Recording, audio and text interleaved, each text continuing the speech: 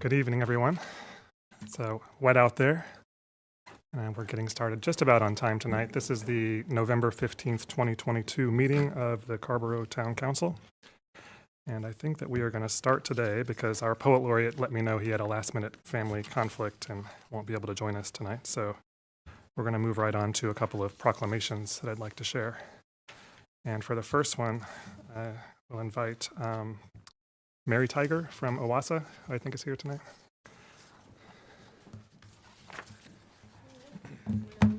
All right. Look at Mary. Hi. What do we do? Thank you for making the proclamation. Actually, come on over here. Okay. Well, you'll be on camera. Okay. It's the most important part. Where is the camera? Oh, right there. They're everywhere. They're all around us. Yeah, it's pretty frightening.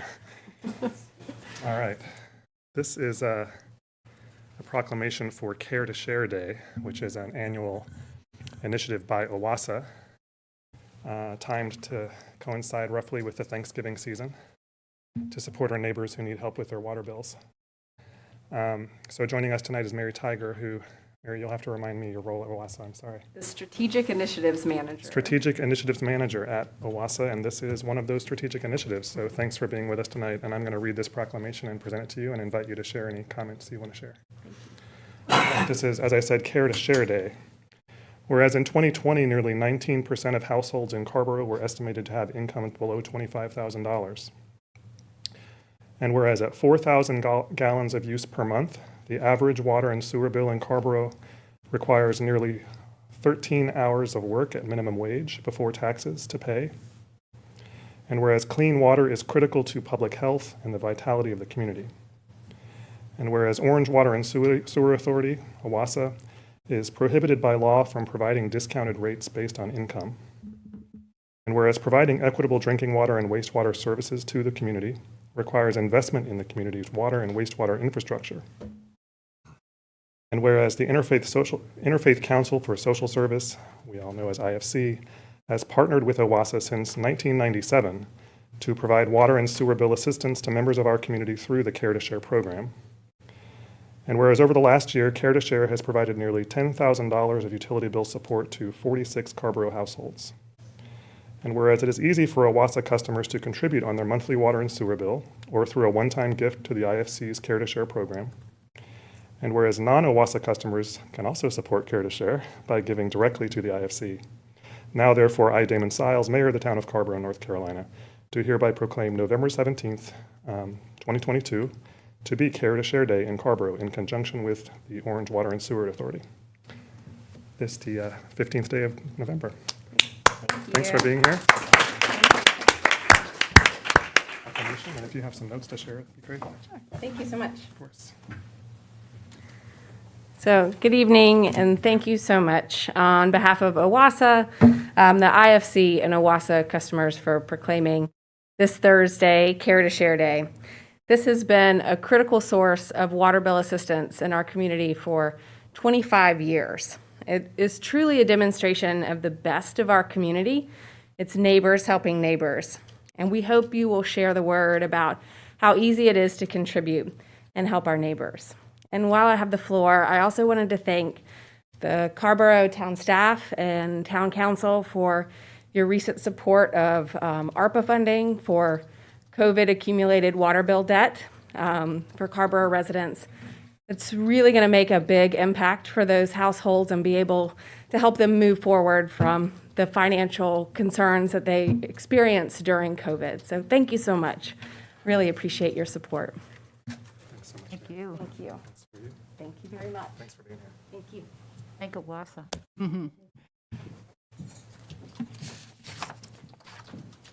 All right, one more, y'all. I'm going to invite Sheila Dalton to come up. And we all know Sheila from Neil's Deli here in Carrboro, also known as one of the recipients of a large share of my monthly paycheck. Sheila is also a leader in the Carrboro Business Alliance and a member of our Economic Sustainability Commission. So I have a proclamation here to share for Small Business Saturday. And while I'm at it, I'll recognize John Hartman Brown, who's here, who's our Economic Development Director for the town. So John, thanks for helping put this together. right. I'm going to have to get a new pair of glasses for these proclamations, but we'll see how it goes. Small Business Saturday. Whereas the government of Carrboro celebrates our local businesses and the contributions they make to our local economy and community, according to the United States Small Business Administration, there are 31.7 million small businesses in the United States. They represent 99.7% of firms with paid employees. And whereas small businesses employ 47.1% of the employees in the private sector in the United States, 88% of U.S. consumers feel a personal commitment to support small businesses in the wake of the pandemic.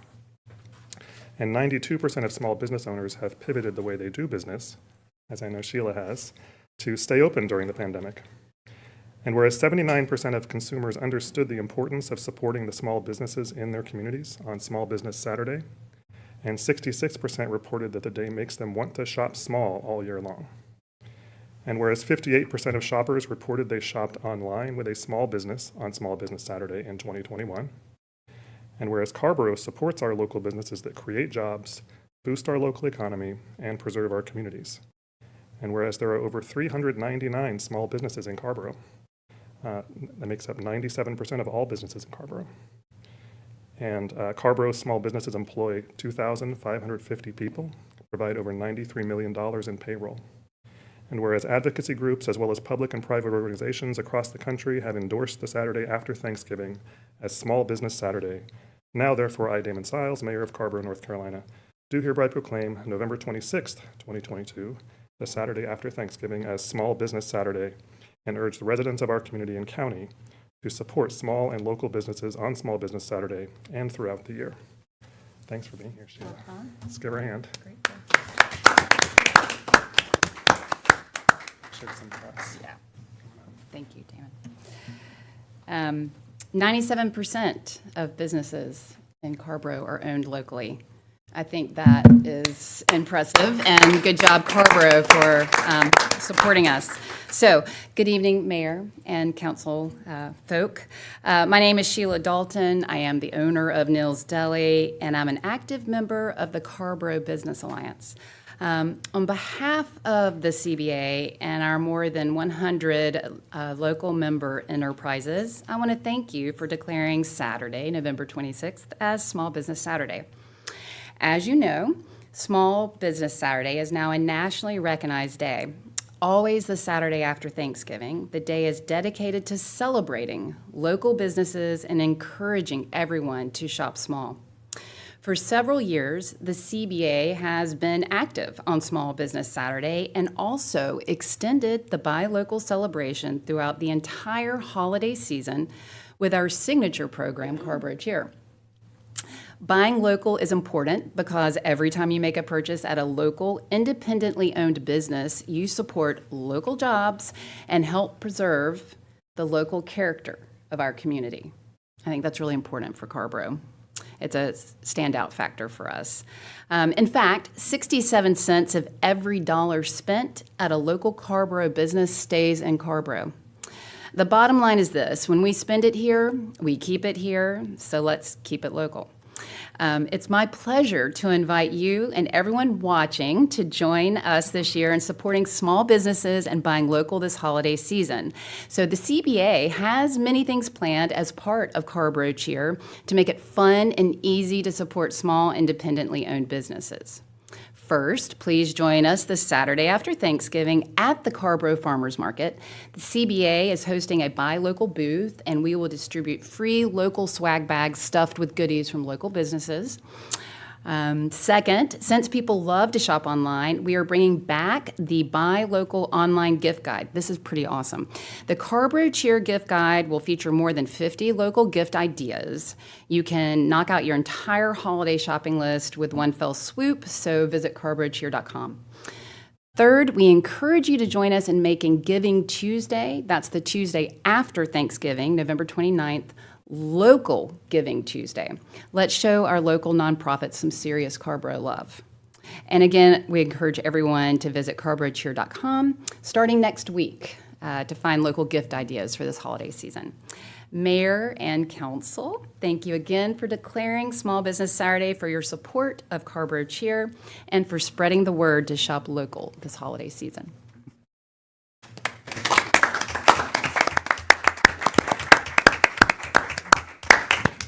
he the only one get a hug? Oh, you have to go around hugging. Say while we have Sheila here, I think this is a good opportunity for me to remind folks that, as I mentioned in the proclamation, we live in a town like most places in this country that is full of small businesses that have really had to bear the brunt of the pandemic over the last couple of years. And Sheila and other businesses in our downtown have done just incredible work in just staying open, right, and surviving. So many of these businesses are in a downtown we have here in Carrboro that is also going through some growing pains. And these are growing pains that are going to bring us great rewards, but I think it's an opportunity for us to be supporting these businesses, especially right around the center of downtown, who are right in the line of fire for that. And spend your money there, not only on Small Business Saturday, but every week, all year. Thanks for being here, Sheila. We are small, but we are mighty.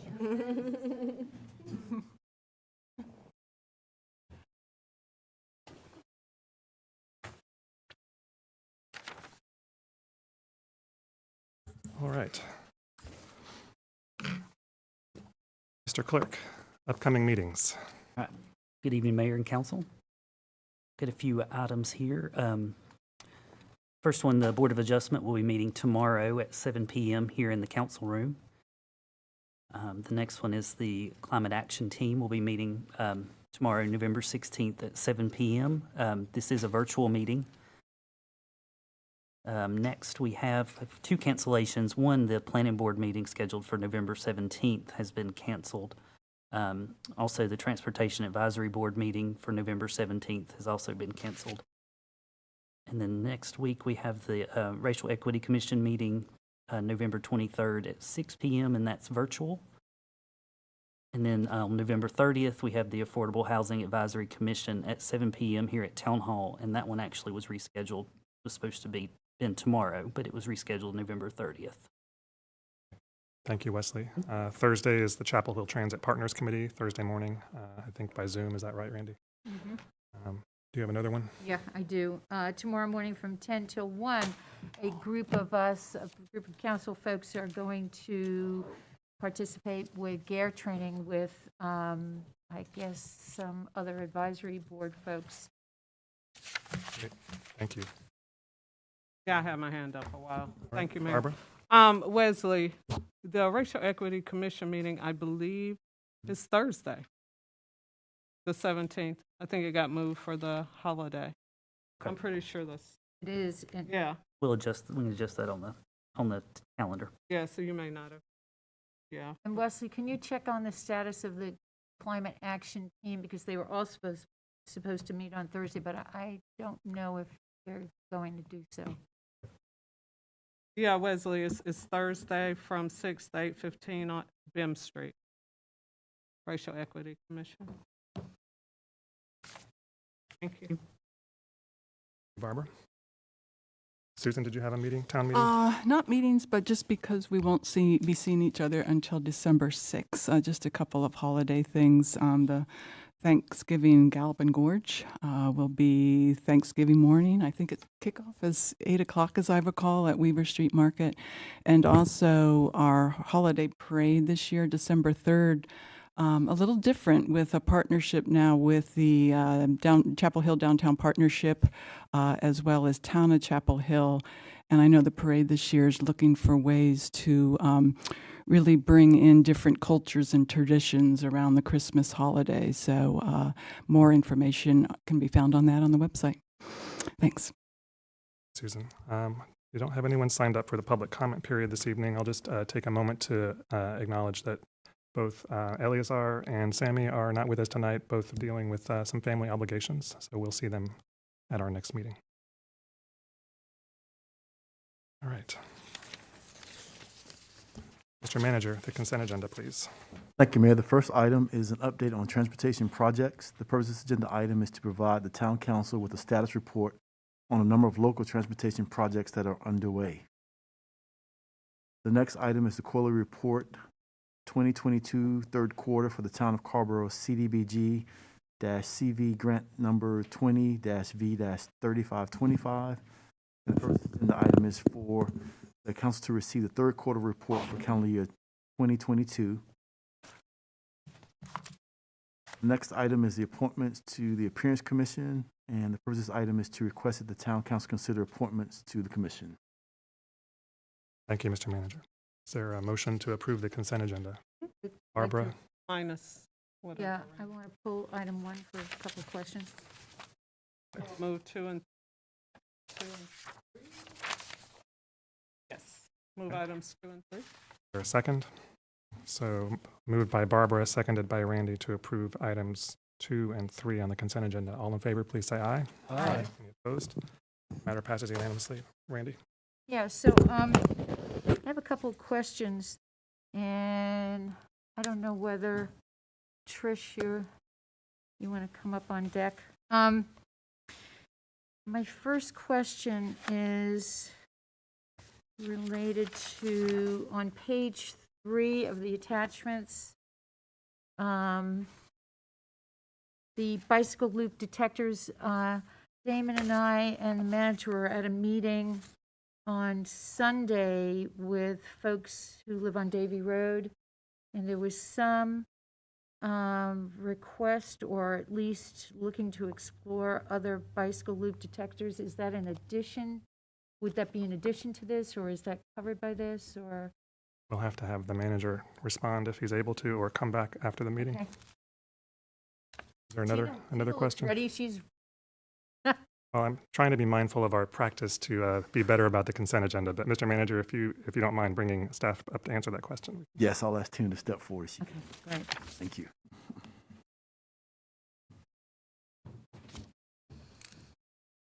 Evening all. Hey, Tina. The bike loop detector project includes four loops total, well, intersections total. 3 are in the downtown proper, so Roberson, Greensboro, and Weaver, Greensboro, and East Main Street. We managed to get one in at Lloyd that was part of the original loop project as part of the restriping project. The final loop is at West Poplar and NC 54, so there are no additional loops for Davy Road. We could certainly look into that, but this is a currently federally funded project, so we would probably have to look into that as a separate type of a thing. Yeah, well, and as the manager knows, that came out of the conversation on Sunday. So, yeah, we could explore that. That would be great. My second question on page 4, number 4, under signalized pedestrian crossings, it says related projects and plans. Barn Street sidewalk not yet initiated. That was something else that came out of the conversation on Sunday at Davy Road. So if we could get some kind of update on the potential for that, there's interest on behalf of folks on the Barn Street neighborhood community. On page 5, my question regarding Merritt Mill is not identified in long-range network. Is that because at the time that this was being done, the CASA housing had not been fully approved and was not going forward, or what is the reason that kind of came? It was really just that's on stronger than I expected. It was really just a note. We were trying to identify how these projects related to our different plans, and it isn't shown technically in the 2020 bicycle plan update. That's certainly not to say that it isn't important. It was really just a note for those people following that. Yeah, I'm guessing that with the development of the CASA project, having the the bike plan include that stretch of Merritt Mill will be really important, especially because it's on the curve and it needs to be protected. In my mind, the resurfacing projects really show how we have these opportunities, and it's kind of an opportunity that we didn't necessarily plan for per se, but we're trying to take advantage of all the resurfacing projects to see, is there a new cross-section that we want to explore, and if there's interest to try to at least consider a restriping plan, if not some type of a capacity assessment. Got it. And finally, one other item on page 6. Mr. Manager, this also came out of Sunday's meeting.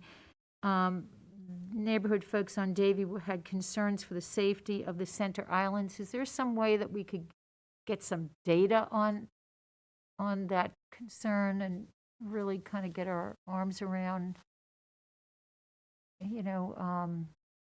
that question of safety? Yes, we have that list from Sunday that we're sharing with staff, so we'll get answers to that one as well. All right, well, and with that, I will ask for item 1 to be approved. There a second? By Danny. It's been moved by Randy, seconded by Danny to approve item number 1 on the consent agenda. All in favor, please say aye. Aye. Any opposed? Matter passes unanimously. Thank you, Tina, for your responses. Right, Mr. Manager.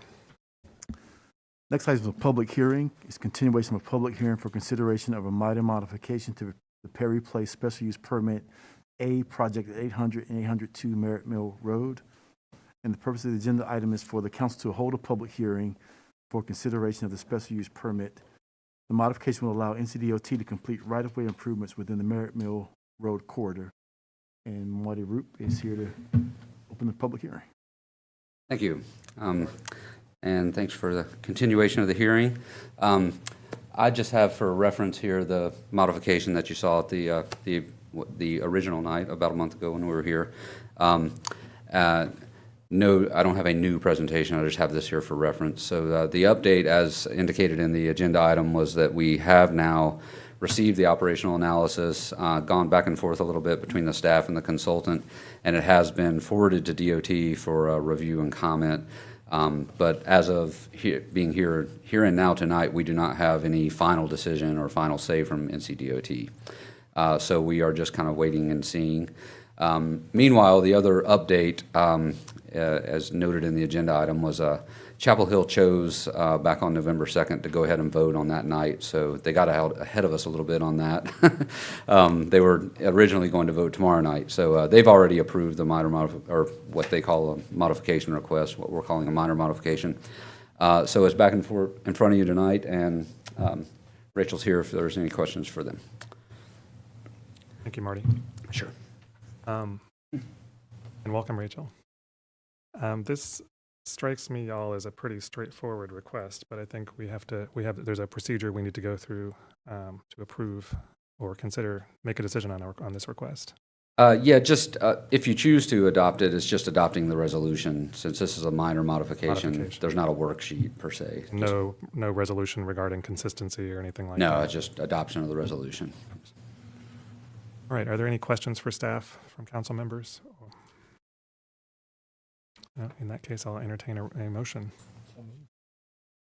Second? Moved by Danny, seconded by Susan to approve the resolution, the minor modification. Any further discussion? All in favor, please say aye. Aye. Any opposed, say no. Matter passes unanimously. Thanks for being here. Yeah. It's coming along quickly. It's looking great. Yeah. Thank you, Marty. All right, Mr. Manager. Next item is the fiscal year 2021 Affordable Housing and Community Services Report. The purpose of this agenda item is to request that the Town Council receive a report on the town's affordable housing and community service activities for FY 21-22. And Anne-Marie Vanneman, our interim Housing and Community Service Director, is here to make a presentation.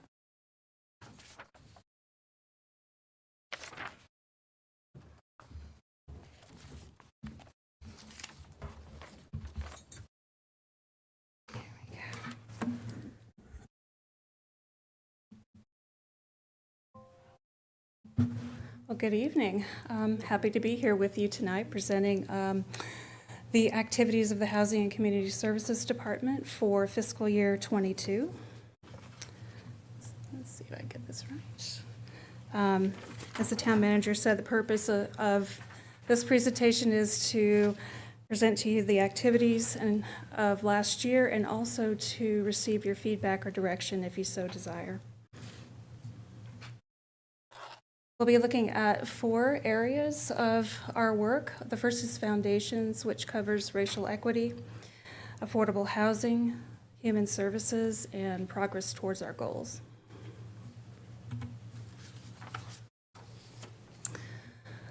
Our department focuses on 3 main objectives: to implement the town's affordable housing goals, to strengthen community nonprofits who work with human services, and to connect vital services to Carrboro residents who need them. As you know, the town's adopted comprehensive plan has a foundation of race, equity, and climate action. Previous reports, we've presented to you climate action by highlighting the weatherization on Carrboro homes, as well as upgrading appliances and systems for greater energy efficiency. But this year, we really intentionally focused on racial equity by beginning with the racial equity assessments of our 2 funding programs, the Affordable Housing Special Revenue Fund and the Human Services Program. So in the winter of 2021, Town of Carrboro staff began to work with the Town of Chapel Hill staff to evaluate the Human Services Program, which, as you know, is a joint program that we hold annually. We just completed that work in the fall and presented the information to the joint boards a few weeks ago, and the assessment is now with the core team. We expect to begin to slowly implement some of the recommendations that were in the report, beginning with the next application cycle, so that would be fiscal year 24. However, we have started to do a few things, such as during this last cycle, we have offered translation services of the public hearings in Spanish to ease the burden of at least one commission member for whom English is not their first language. So we'll be looking at making other changes like that. And I think once we hear from the core team, get some feedback from there, then perhaps there will be a future presentation of some of the more key findings. In terms of the Affordable Housing Special Revenue Fund, we began that assessment late spring. The AHAC worked over the summer on it, and then we reconvened in September, and in October we worked on it a little bit more. They will be reviewing a revised draft at their next meeting on November 30th. And we anticipate any key findings from there or any recommendations to be rolled into the program probably over the summer and for the next year's cycle.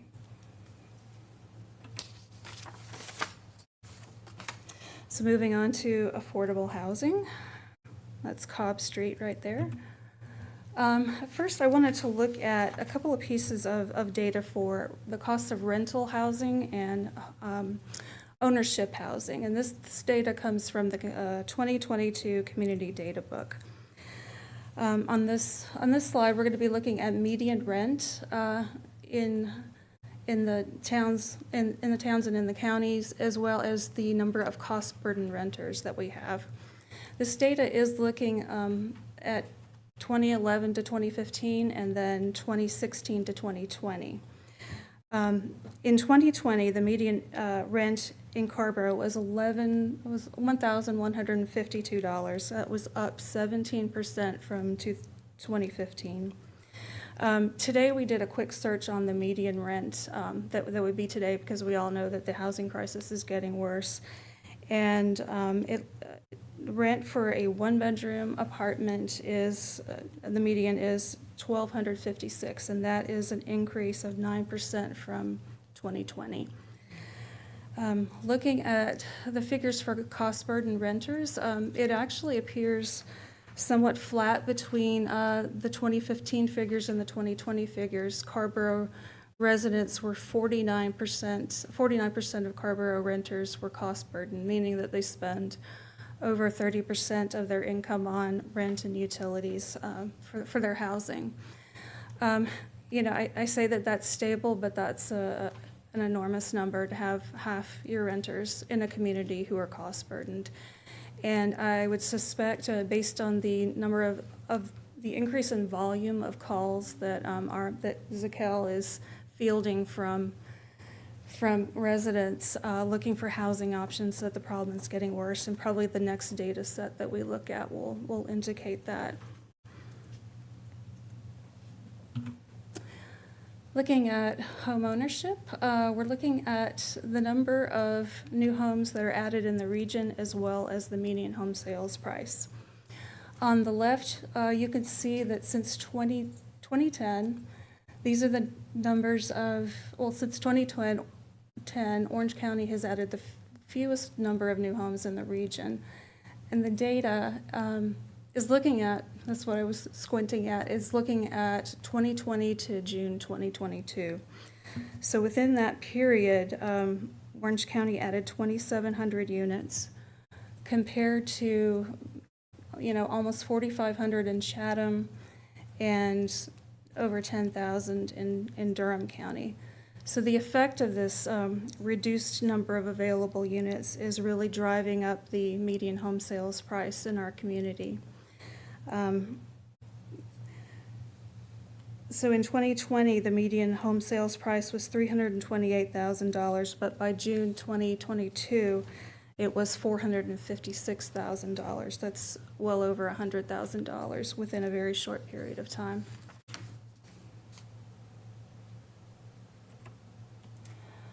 So with the combination of the pandemic and current rising rents, emergency housing assistance is continuing to be a critical resource for our community. As you know, our emergency housing assistance program is administered by the county. It's a partnership between Orange County, the towns of Hillsborough, the towns of Chapel Hill, and towns of Carrboro. Here are a few statistics of the program overall since January 2020. It's assisted almost 2,600 households in Orange County, and of those 2,600, 28% are Carrboro residents. Again, looking at who is being served and really who is being most impacted by this situation, the overall county data is telling us that 49% of households who are receiving emergency housing assistance are Black or African American. And 74% are extremely low income, meaning that they earn 30% AMI or less. And clearly these are populations that are disproportionately affected by the problems in our community. And the next bit of data will show roughly the same. This is Carrboro specific data, specifically for last fiscal year. Housing assistance supported 283 Carrboro households for an average of almost $5,600 per household. Again, looking at race and ethnicity and AMI, almost 59% of the households identified by race as Black or African American, and almost 73% of the households were extremely low income. Again, we're seeing a trend in these numbers about who is needing this assistance.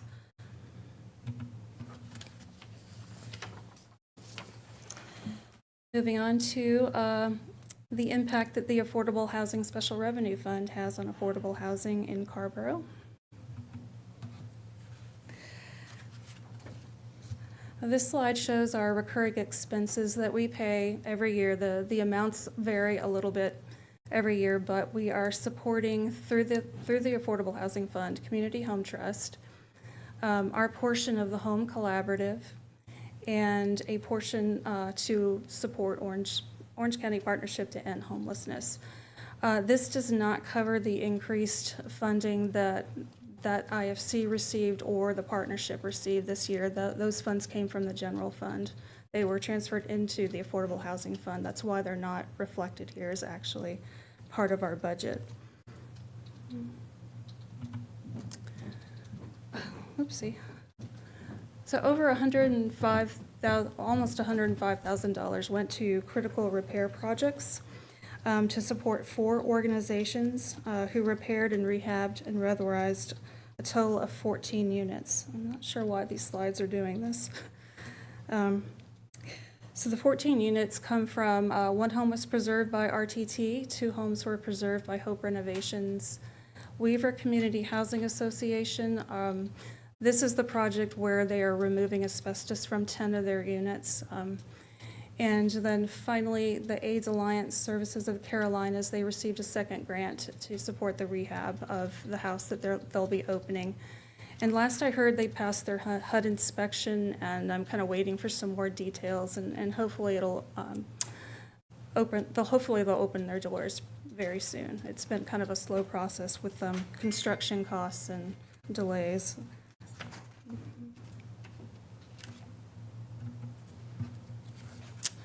And rounding it out, housing acquisition supported the construction of 3 small homes, Pee Wee homes, and the 1395 that you see reflected in the Pee Wee homes figure is actually a permit fee waiver.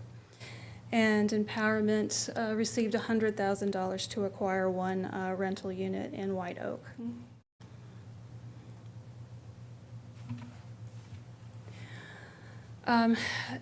As part of our racial equity assessment, we pulled some data to see, who are we serving through the Affordable Housing Fund.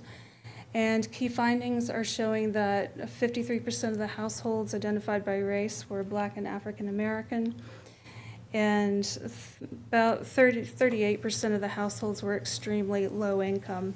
The largest demographic so far that the Affordable Housing Fund has supported are households that earn between 31 and 60% AMI. That's about right. And we serve a very small amount between 61 and 80% AMI.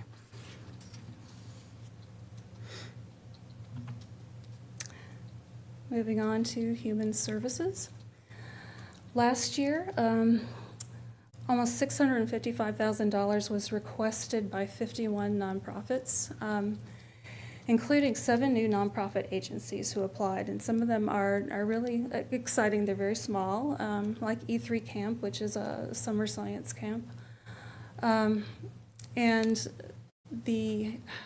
you all awarded 50 nonprofit agencies $274,000, which was the full amount that we had budgeted for those. The one, I said that we had 51 applications and 50 were funded. 1 application withdrew because the nonprofit closed their doors.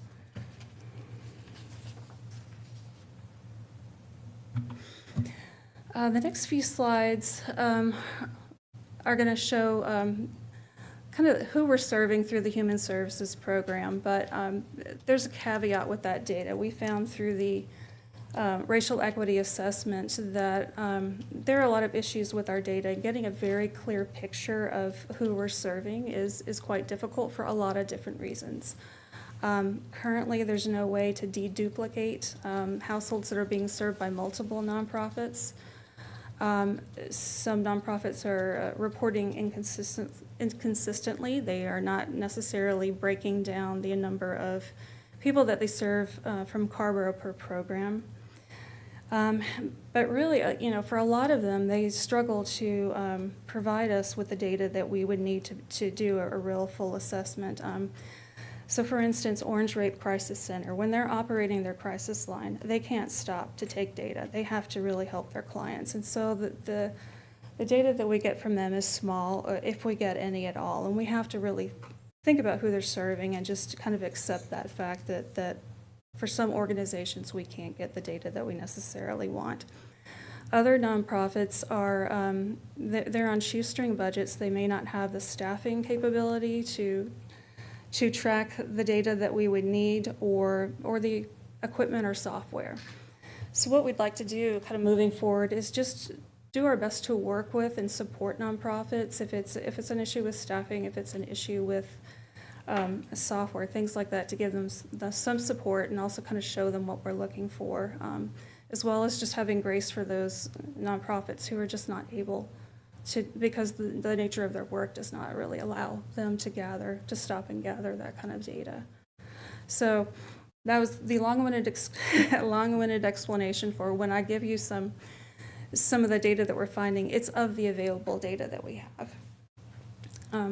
But backing up just a little bit, the Human Services Program has three main objectives that it seeks to work through. That is education, livelihood, and health.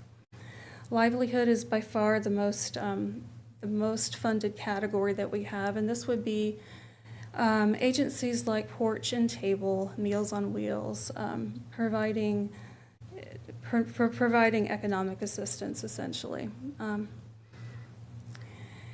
Moving on to individuals served by age, 46% of the data that we have shows that 46% of the individuals that are being served are, in fact, children to teenagers, ages 6 to 18 years old.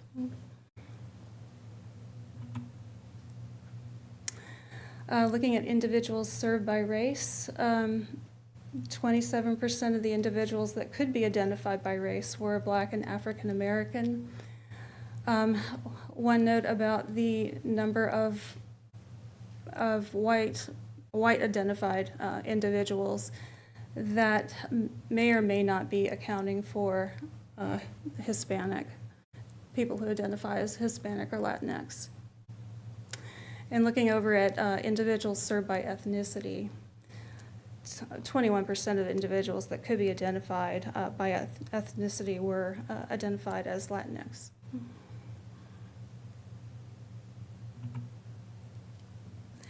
Okay, this slide is looking at our progress toward goals. Last year, when you received a presentation from Housing and Community Services, we said that we'd be working on the items that you see on the left.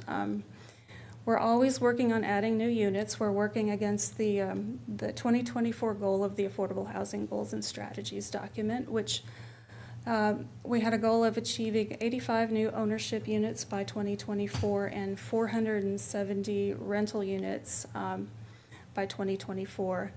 As of this month, we have 75 ownership units and 380 rental units added.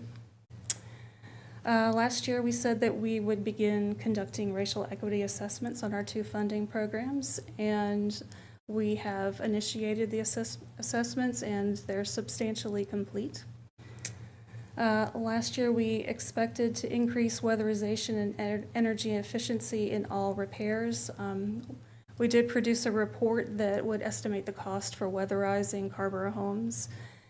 And the ARPA funds that you all allocated, I think, is going to give us the opportunity to be very proactive about weatherizing Carrboro homes and repairing them, again, in a very kind of block-by-block proactive way. So I think it's going to make a big dent in some of the issues that are existing in Carrboro homes that are owned by low-income households.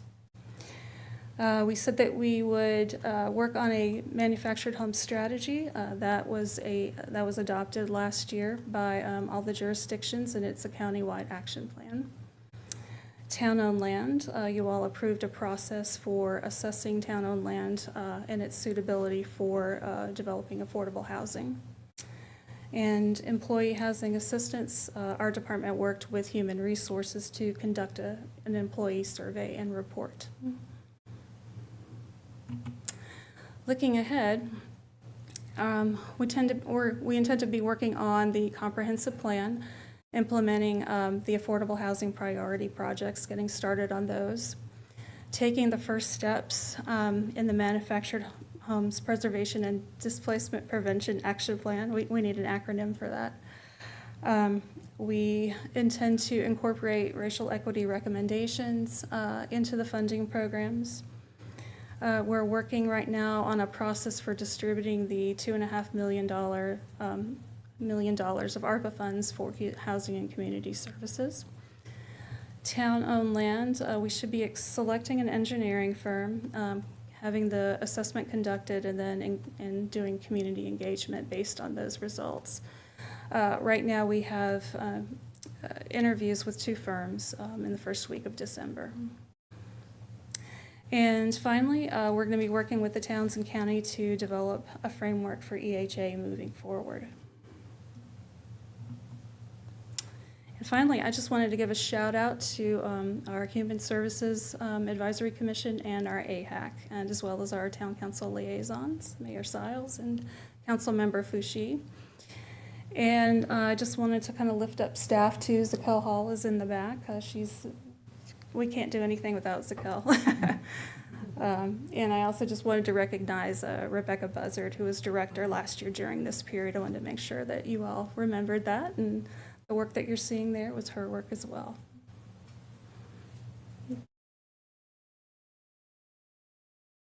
And nice to see, I love seeing progress toward goals. Yes. So I appreciate the way that you've been really clear about not only last year, but also this year, laying out what your goals for the coming year are. And hopefully next year you'll have a presentation that's as successful in showing how you've achieved those goals as you have this year. Council members, any questions for Rebecca? Okay, so we'll go to Randy and then Susan. Thank you, Anne Marie. Thank you for the work that both you and Rebecca did last year, and thank you for being, so capable of stepping up and stepping in and taking charge. I really appreciate the work that you've done. Thank you. Where we sit, it seems seamless. And that's a huge compliment. I wanted to ask about, and I guess, I don't know if this matches one of the slides, but the emergency housing assistance. The slide or the report, which I can go back Well, to. I guess it's in the report. Okay, I'll go back to the slides as Yeah. well. So, yeah. So I guess what I'm trying to understand is, in addition to, there seems to be like 3 buckets, right, that things could fall into. And funding I just buckets. want to, my question is really about the emergency housing.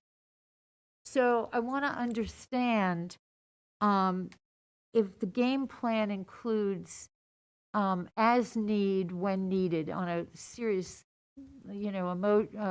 emergency basis, and how that rolls into having something more secure over a week or a month, et cetera. Because folks that I know have been in this situation.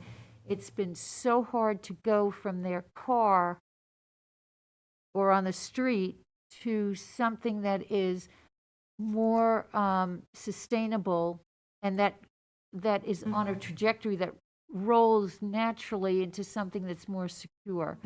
What's the game plan for that? They are usually referred to, they will come in through the housing helpline, and their problem will be identified. And then the Orange County has employed a housing access coordinator who would be taking the reins of that. And Mr. Manager, I'd like to actually ask Zakel to join me up here because, she's laughing, because Zakel has worked with EHA for the last 2 years. So she truly is the expert. And so she'll stop me if I'm saying something wrong, or she'll make sure she gives you the correct answer. She is the one that receives all the increased volume of calls that we're getting for people who are in the situation just as you described, Randy. Right. Thanks, Zakel. I just will reiterate what Anne Marie spoke to earlier. They do call into the housing helpline, and when they do that, they are connected with the appropriate amount of services. So they do sort of an intensive assessment of what their issues are. And we've been working closely with Christopher Jackson. There are instances where residents or community members call into our office to try and link to those services, and he does step in and try and connect them with affordable housing. As it is few and far between, we try to get them the help as quickly as possible and connect them with all the resources that we can at the county. So the families I know over the last 2-3 years that really struggle with this, some were put out of their housing, some, one in particular they were in their car, the mother and daughter were in the car, and what ended up happening is that they had emergency night to night. One night, another night. But what the problem was is that there was no stock for them to have anything beyond day by day. So in other words, they wake up in the morning and they're not sure where they're going to be that night. How are we addressing that need? And these are not folks who have been chronically homeless. I'm kind of breaking this out into a group, because here's what's happened. I see those numbers increasing. So that is conversations that we've been having with Orange County. I've been working with their coordinators, Robert Nance with Orange County. He took over the reins in the interim while they were filling that position, but just to bring some of those issues to the forefront so we can work to address it. I do understand the gap that's there. We have a meeting scheduled for Friday. I do believe, to try and work out some of those issues to address the gaps that we know that are in the housing market right now. So I guess coming into winter, cold out Yes. there. So one of the things, and I don't know how we do this, but, is there a way that we can, ahead of time, proactively secure motel or hotel rooms, or, because we know there's going to be, I don't know, X amount of folks who in Carrboro will have this need, and how do we best address it ahead of time instead of trying to Band-Aid afterwards? Yeah, so that's conversation I think that we will certainly bring up on Friday. So because the county is the administrator of the program, we will try and work collectively so that we have a solution for all residents within the county. Can I say something real quick? Absolutely. Thank you, Randy. I just want to jump in for 1 second. So, Zakiel, I appreciate you mentioning the gap that exists for that type of housing, because Orange County Partnership to End Homelessness is well aware that that is one of the gaps, right? And so, again, we're talking money, having the money and the means to provide this type of housing. So I appreciate you mentioning it is one of those identified gaps. Thank you. Thanks very much, Anne Marie Zakel. We have a question from Susan. Yes, thank you. Thank you both. I appreciate your presentation, Anne Marie, and I just want to begin by saying that, I think often about how lucky we all are to live in a community that has so many nonprofits. I think if somebody did a study someday on the number of nonprofits per capita, I've got to believe that Carrboro would rank right up there close to the top. And also we're lucky to live in a community where the local government supports those nonprofits so much through these other funding opportunities. And lucky to live in a place where we have such good staff to oversee all this. So thank you both, and also appreciate all the work that Rebecca had done as well. Just a few things. One thing that's always been a little bit of a conundrum for me, and I had mentioned this to Rebecca as well, some of this data keeps showing that the community members who are Asian are getting very few grants. And I notice it especially with the emergency housing assistance. But also with the Affordable Housing Special Revenue Funds. I wasn't even sure I saw that category listed.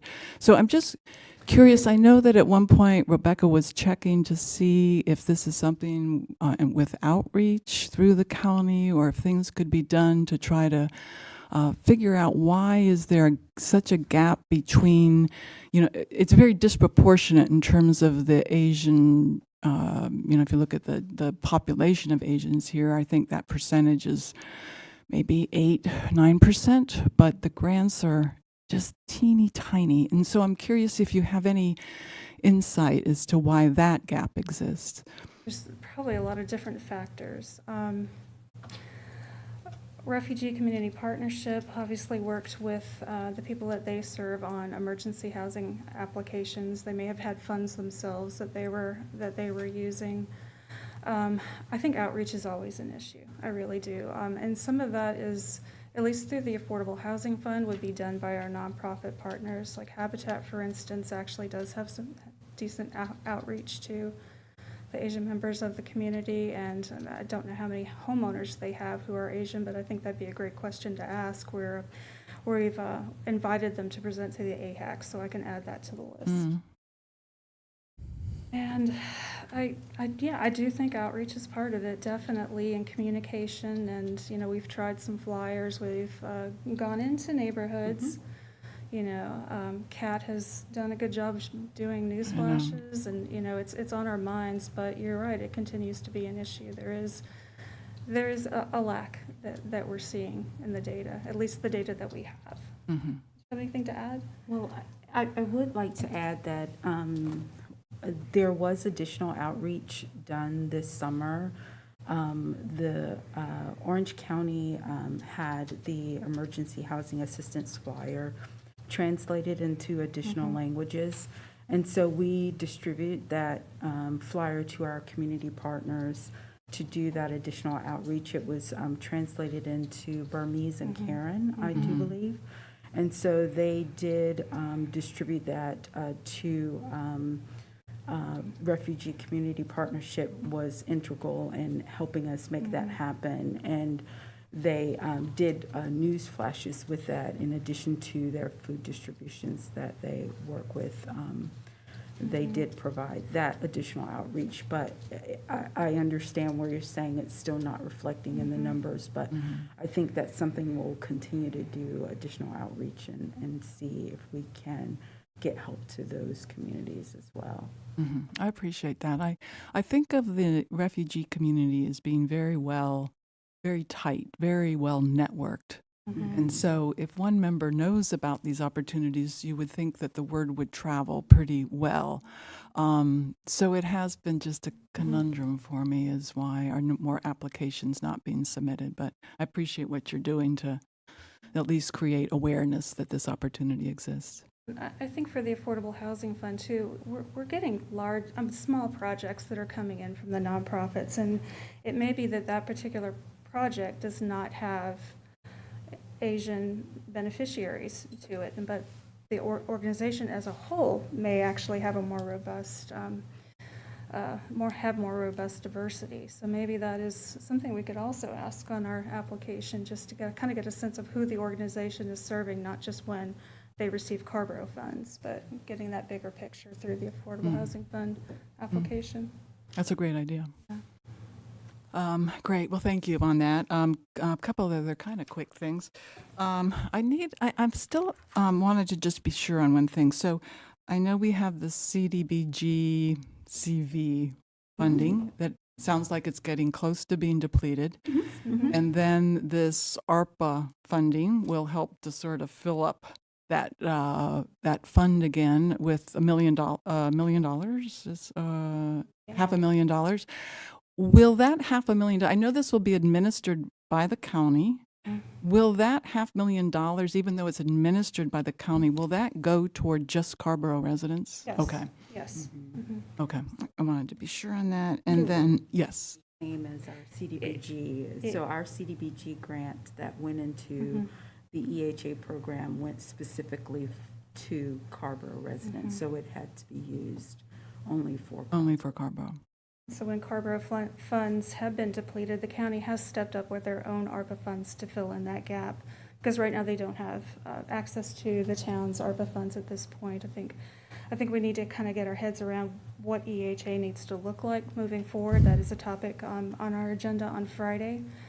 And then I think there has to be some discussion with the finance manager and town manager about how that new agreement with the county should look like for ARPA, since the reporting requirements are vastly different. And So, Great. And then just one more question, and I'm not sure if this is for the two of you or for Mr. Manager, but I know that with the ARPA funds, there's $1 million for new affordable housing units, $500,000 for the weatherization.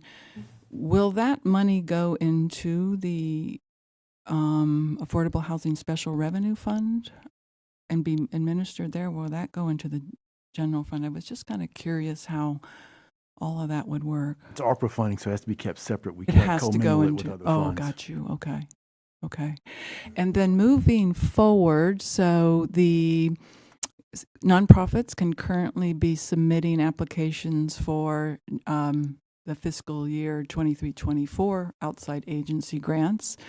And then there also will be $500,000 of grants for nonprofits, and that will be an entirely separate process. And there will be information coming out soon on that process for applying for those. I think we're getting pretty close Okay. internally to rolling out a process. Yeah, so it shouldn't be too much longer. Okay, great. Looking at Mr. Manager there. That's all from me. I sure appreciate you all. Thank you, Susan.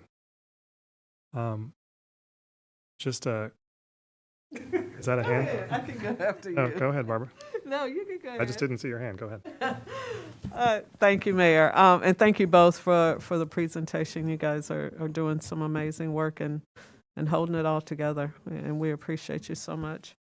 Can you go back to the recurring expenses slide? I think I can remember kind of what was on there. Might be actually, no, there we go. Right That there. one? Mhm. And so we track the use of the money, am I correct? We track what it's used for, So, pretty for much? instance, yeah, the home collaborative is that portion that we are required to pay. The Partnership to End Homelessness, we receive that gaps analysis report and other reports from the partnership on a regular basis.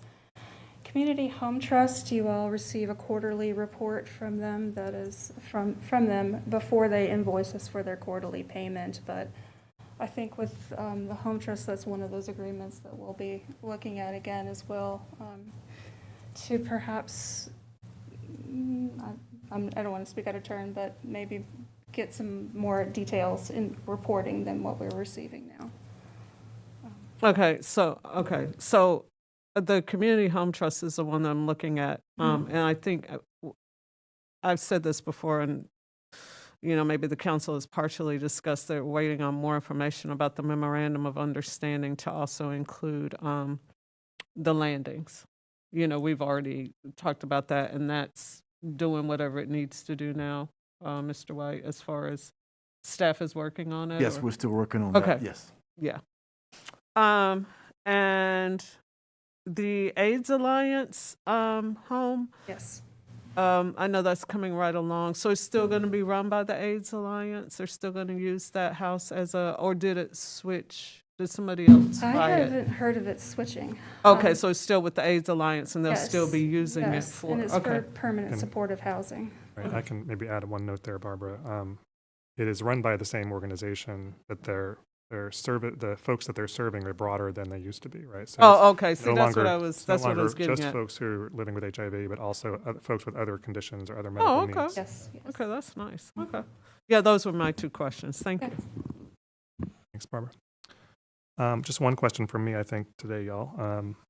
You mentioned that the Affordable Housing Advisory Commission, and of course, has been spending a few months, past 6 months or so, kind of taking a look at our affordable housing goals and strategies document, which was adopted, several years ago now. It seems like yesterday, but it's, it's starting to age a little bit. And you've made a lot of progress, as we saw in a couple of your slides, toward reaching the goals in that document. One of the things that they'd been talking about in reviewing that document was, do we want to, since we know that the landscape has changed over time in terms of where the needs are, where the gaps are, and so on, do we want to identify some new goals, tweak some of the goals that are in the document? Is that still part of their active conversation? I'm thinking in particular about a lot of conversation they and others have been having about serving folks below the 30% AMI threshold. Yes, and those were the same issues that came up through the racial equity assessment as well. So there's consistent interest to to tweak the affordable housing eligibility requirements in general. In terms of the broader document, I mean, I think they use it in terms of those benchmark numbers, but as you mentioned, because it is so old, so many of the strategies have been used and perhaps dismissed, or they've come back around again. It almost seems more appropriate now just to fold into the comprehensive plan, but maybe within that framework of implementing those priority projects, set some benchmark goals. Okay, interesting. But Yeah, I mean, that's a good way of thinking about it.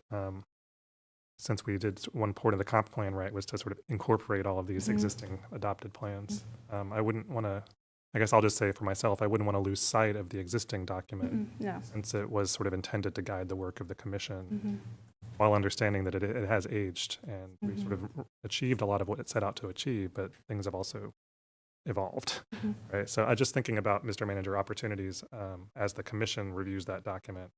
Do we at some point need to come back and sit down and say, okay, what does this mean to us now? Is it actually helping in achieving goals? I'd like to entertain a motion to accept this report, y'all. Right, is there a second? By Barbara. It's been moved by Randy, seconded by Barbara, that we receive this report or accept the report, or whatever the word was in the language of the agenda item.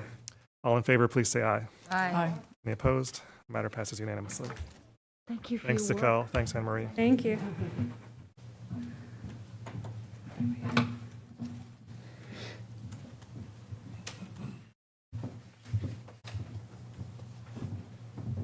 Manager, the next item, please.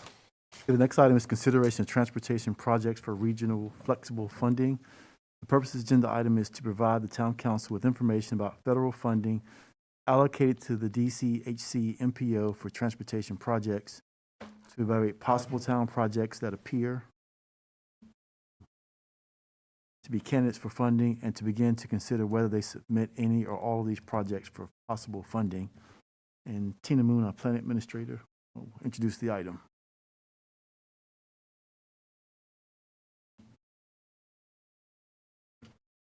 Welcome back, Tina.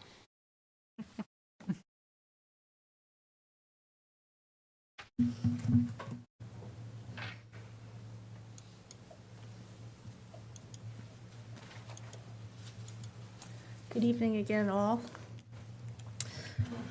Whenever we have an opportunity to submit projects for funding, we always like to come before you and do kind of a check-in. You know, for the longest time, we've had kind of a running list of priorities, but times change. And so this is an opportunity to do one of those check-ins tonight. I think most of you know by now that transportation projects are expensive.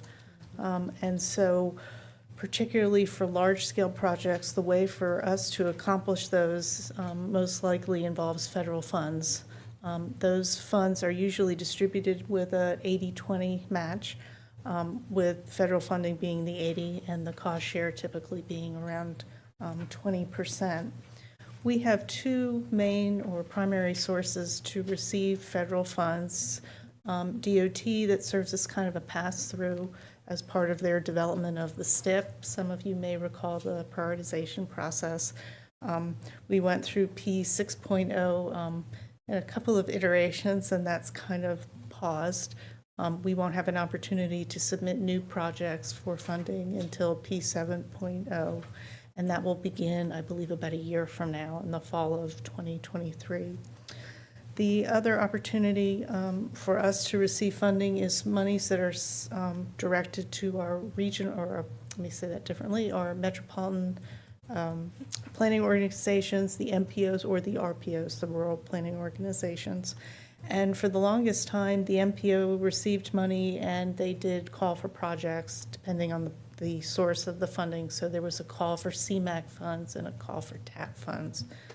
About a year ago, they decided that perhaps it would be better to simply pull all the money together and do one annual call for projects.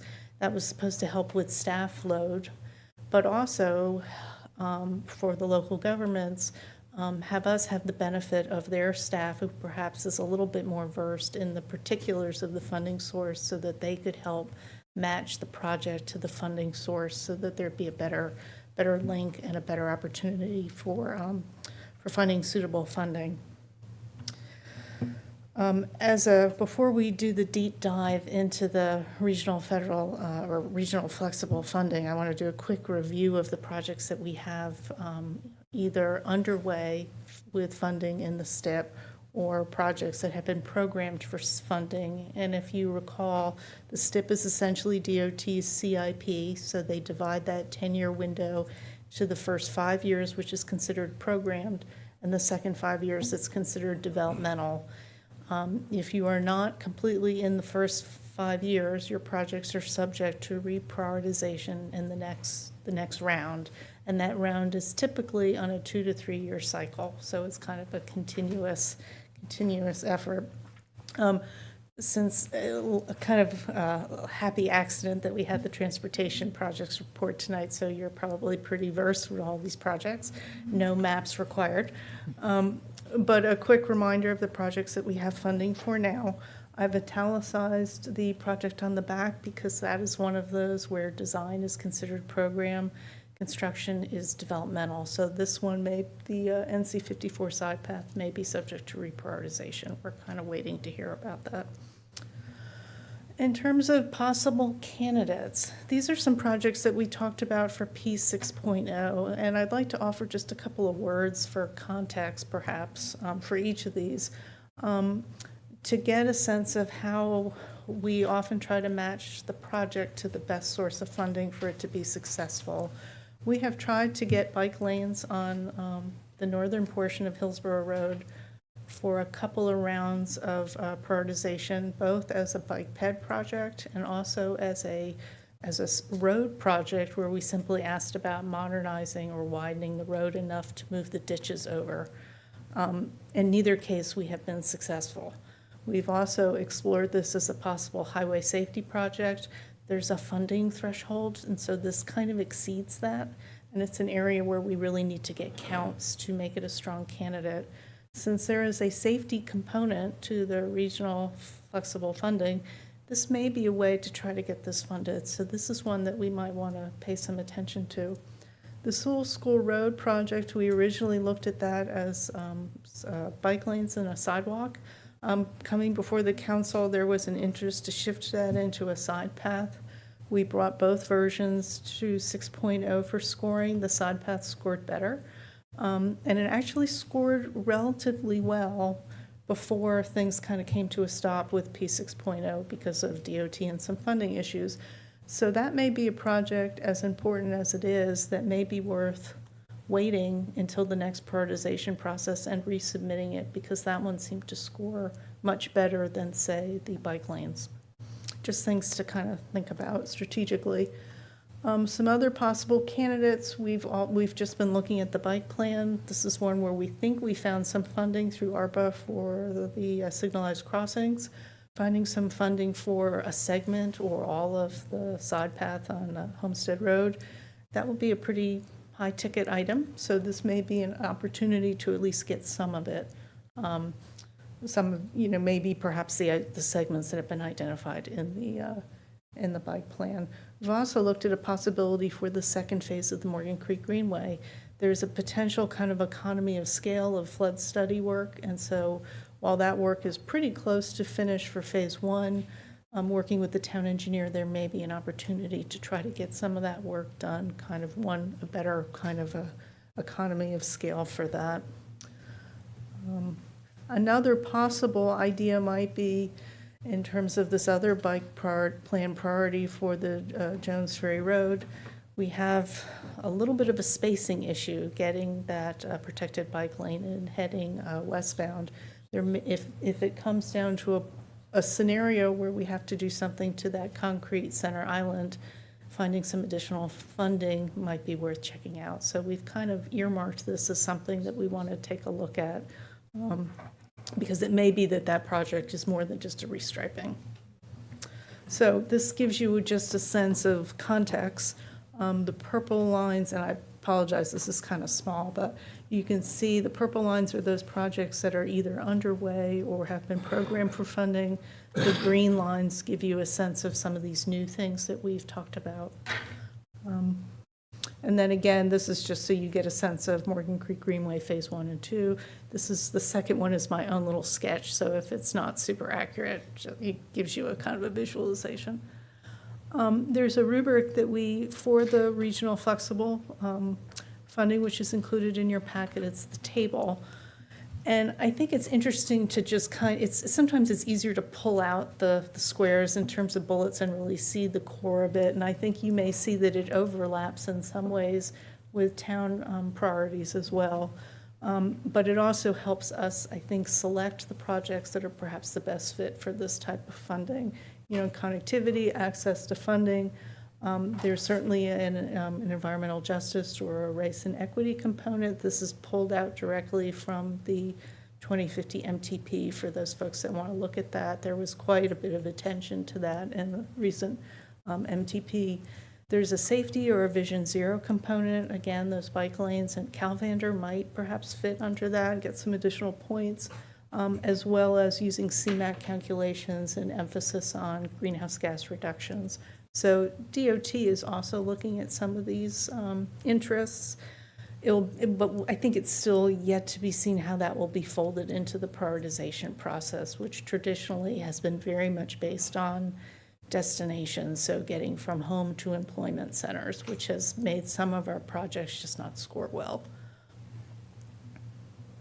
So considerations, you know, when we've looked at this in the past, do we want to add money to a project that is perhaps a little bit overestimate? Great example of this is we use some flexible, regional flexible funds for the South Greensboro Street Sidewalk project last year to apply money toward the water line replacement. Or do we want to look towards simply looking at some new projects? DOT has asked us to, all the jurisdictions, to take a look at their projects and check the prices. And so we're in the process of doing that now, both costs and schedules. We're still waiting to see if we identify that prices go up, whether that will mean we'll get additional funding or if we have to provide that. I think that's the piece we're working through. There's a limited number of projects per jurisdiction, which is based on population, so we have fewer projects, but that may be fine. We still have some space to add a few projects. And again, we've talked about race and equity. There's an interest in regional facilities, meaning crossing a boundary line. So for example, something that would go from Carrboro to Chapel Hill or Carrboro to Orange County, something of that sort. And as always, certainly inclusion in the MTP, something we want to take a look at. I don't believe it is mandatory, but it is certainly something that is to be noted in the score points. That's in the small print after the chart. So something we'll be doing a deeper dive in. And then also for us is taking a look at the town's capacity, even for that 20%. Those are some things we'll work through as we start to go through these candidates and sit down with the finance director and certainly the manager and make sure we're not going too big. And then just again, as a reminder that there are other projects that we are seeking funding for in other locations. The Orange County Transit Plan, presuming that stays on track. We have identified under the unfunded priorities that 20% match for Phase 2 of the Morgan Creek Greenway. I believe we've doubled up for some of the Homestead Road side path. But then some smaller scale projects where we're just looking for standalone funding for the transit plan. So we're trying to be thoughtful about finding different sources to kind of work together. And then finally, in terms of next steps, just to repeat a little bit, checking our prices. We've been working with the town engineer where we're kind of using the DOT estimator tool and then going back to the town engineer to check our inflation rates and make sure our prices are accurate.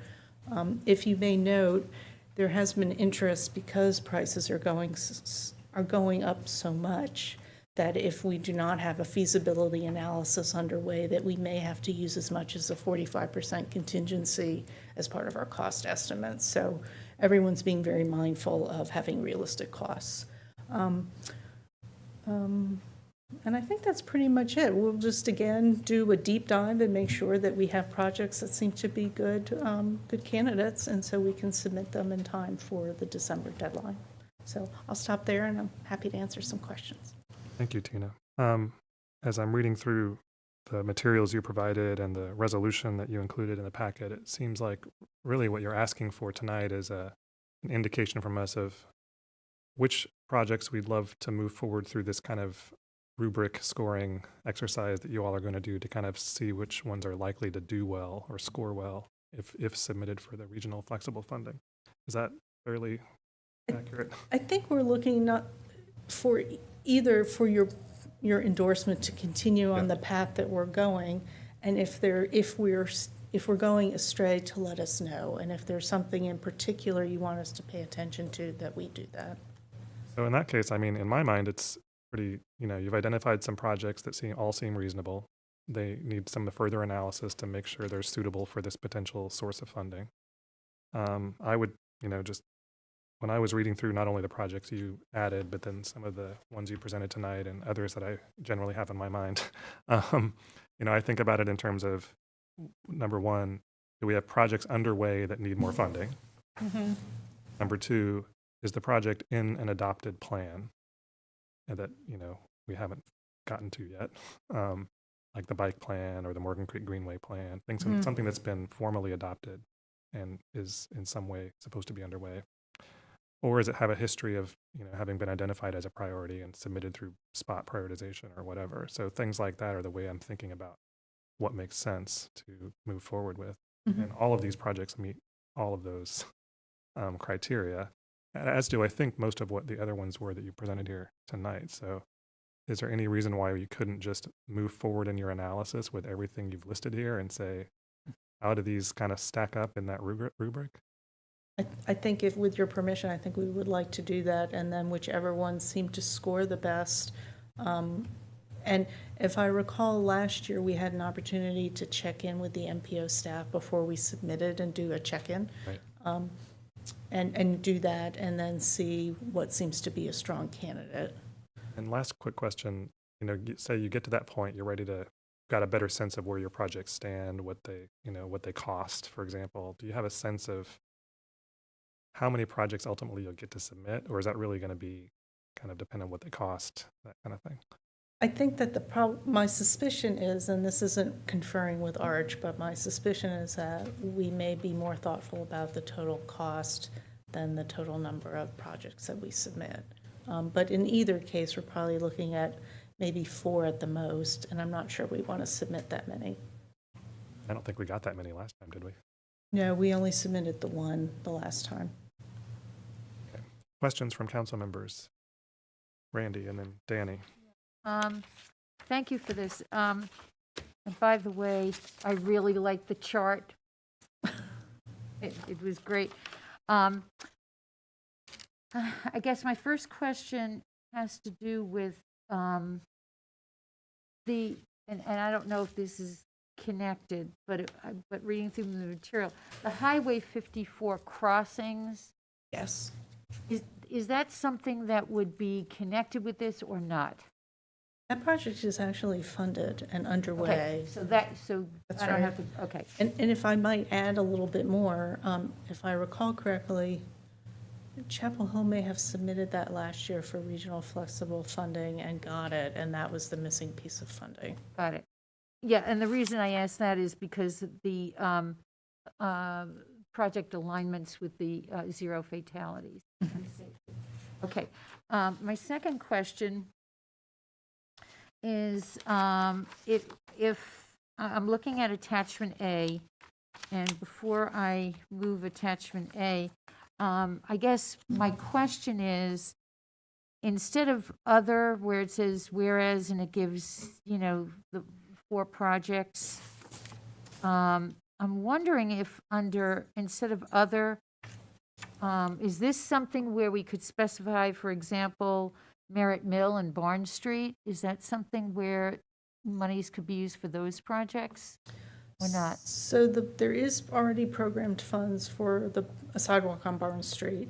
That will be one that will check the cost estimate, and if it appears that we need to add some more, then that may be one that we wanna do that. Yeah, I'd rather see that than just have other, I'd rather specify and I think in my mind, other could be all these things that Tina showed us here tonight in addition to what's already listed. I mean, I say just, if there are things staff is interested in going forward with and evaluating further, let's just give them the go-ahead to do it. It was really, that was exactly to allow a little bit of flexibility in case something really great comes along that we haven't yet considered. so for the purpose of the resolution, could you say that specifically? Or maybe And I'll- maybe something like other projects as identified by staff. Something like that. Does that make sense? mean, if That you wanna be more are specific. already, that are previously identified? Or, I want to be sure that something like this could get rolled in, is what I'm saying. Or you could say something like existing projects that need additional funding. Oh, existing. There you okay, go. Gotcha. Okay, and with that, I would move the item. Okay, so before I move on to Danny, can I get a second? Danny, you want to go ahead and just second the motion before we continue discussion? All right. Go ahead, Danny. This may well be my own failure of information retention here, Tina. But I recall that as we were discussing good old Shelton Street, that estimate was a little bit higher than, or that seemed higher than perhaps the back of the envelope reflected in the bike plan. Is that appropriate to look into here? Are there other funding sources we're discussing? That is a good project to bring up, and here's my thinking, if I may be candid. We're still in the design phase for that. This is an annual call for projects, so it seems like we may want to finish the design and get a sense of what costs are needed, and then if we need to, we could submit for it next year. the Roger next that. cycle. Great. Very much appreciated. I'm good. I'm happy to second. Yeah. Further, so I got Susan first and then Barbara. You were ahead of me. Okay. I have just one question, and it's about Tina, you used the term doubling up with some of these applications, and I'm curious how all of this works. So we have just in the last few meetings, we've talked about the Inflation Reduction Act with possible funding for greenways and other transportation projects. And then with the ARPA funds, going toward bicycle sidewalk improvements, and now these regional flexible funds. How does all of this work in terms of knowing which pot of money to go after? I'm just kind of curious, that whole process that you go through. I mean, Why Tina has a job. In a nutshell. So in a nutshell, I think you really hit the nail on the head, and that's to try to determine the best source of funding based on the criteria for the project that you're interested in pursuing. And so I think the great example is the bike lanes on the northern end of Hillsborough Road that we have tried in 2 different systems. Submitting it either as a bike ped project where it's bike lanes versus kind of a wide shoulder as a highway project. There's a different cost ratio. One's considered a betterment, one's working with DOT, and still we have not been able to get that project funded. And it's just a little too expensive for highway safety funds. So this is one where, maybe there's a new pot of money that when there's an opportunity, we should submit that one.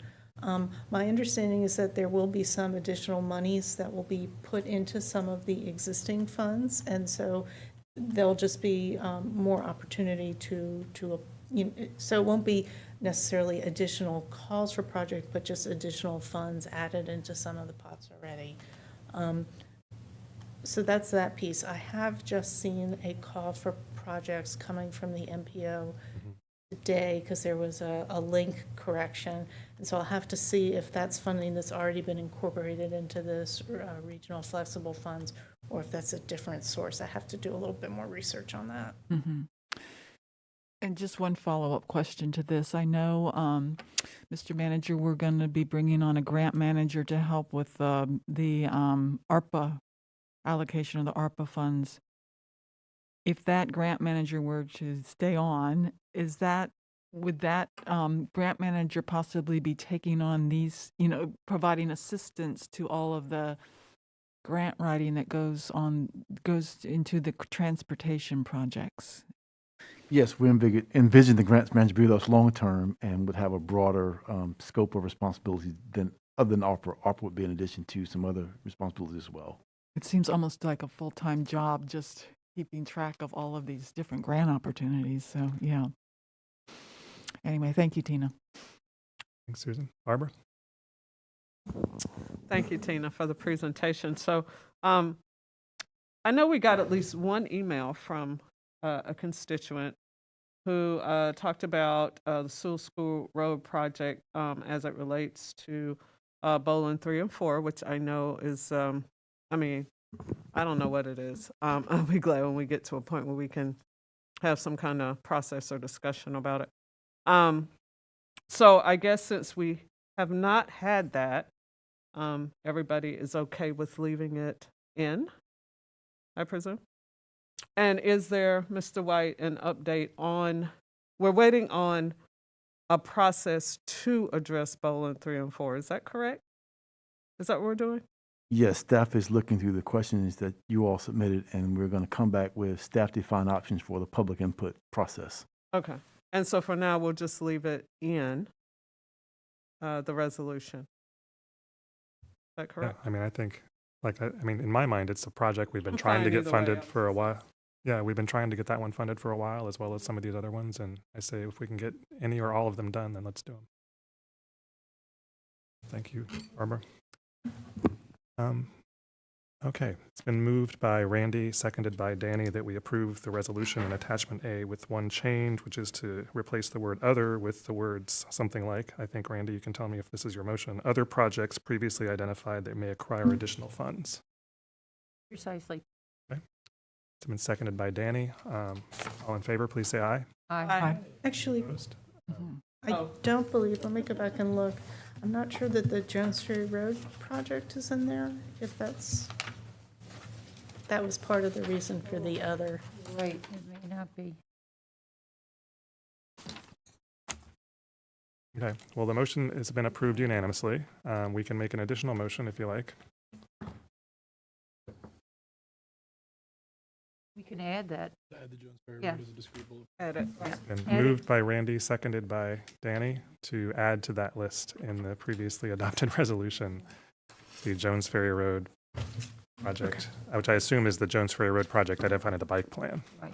That's right, that's right. Okay, all in favor, please say aye. Aye. Any opposed? The matter passes unanimously. Tina, thank you so much for all the work. Looking forward to seeing these appear on the agenda of an MPO meeting very soon. Good call, Tina. Thank you, Tina. Really great. All right, that is our final item on the agenda. If there are no other matters, I'll entertain a motion to adjourn. I'll move. Second. By Danny, seconded by Randy. All in favor, say aye. Aye. We are adjourned. Get to see the children before we go to bed. Well, still no.